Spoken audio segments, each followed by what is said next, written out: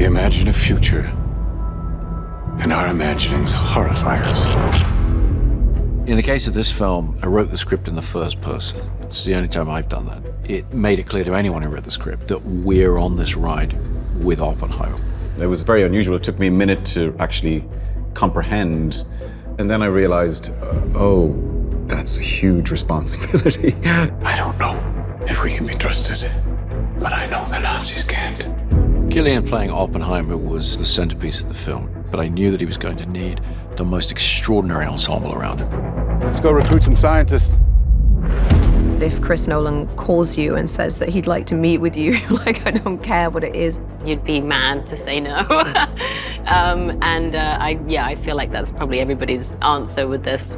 From the second I read the script, I knew that he had a very acute vision, and if he were able to render that vision, that this film would be a masterpiece. All America's industrial might and scientific innovation connected here. Keep everyone there until it's done. It feels to me like every single character is significant because they're all historical figures of consequence. There's a chance when we push that button, we destroy the world. Chances are near zero. I tried to familiarize myself with Groves and the history, and then talk to Chris about what he needed from that part. Groves was almost like a kindergarten teacher in some respects because these scientists were so eccentric and not necessarily trustworthy. I mean, if you're looking from a military perspective. Why would we go to the middle of nowhere for who knows how long? Why? How about because this is the most important thing to ever happen in the history of the world? I was aware of who Louis Strauss was. I came to have a pretty even-handed understanding of him. He was a righteous guy. I think he was a great public servant, but he's always behind the scenes. I've always appreciated the people who are backstage. Truman needs to know what's next. What's next? With Kitty Oppenheimer, what I really was drawn to is she refused to conform to the sort of feminine ideal of the time. She had this defiance against the system that felt so modern.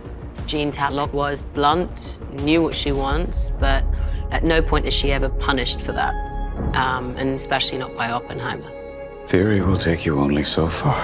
Oppenheimer sees things in sort of different dimensions. Physicists operate on a completely different level than we do, and I think sometimes it's a burden. So I was really interested in that. What we were looking for was a remarkably centered performance, the heart of the film, but also an ensemble piece.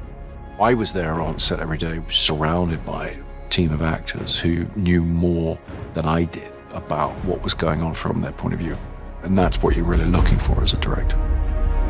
It's a profoundly moving and overwhelming experience watching it, because you feel so compelled to watch what's happening with these people and how they're drawn into the biggest of moral dilemmas and what they're wrestling with, all of the characters.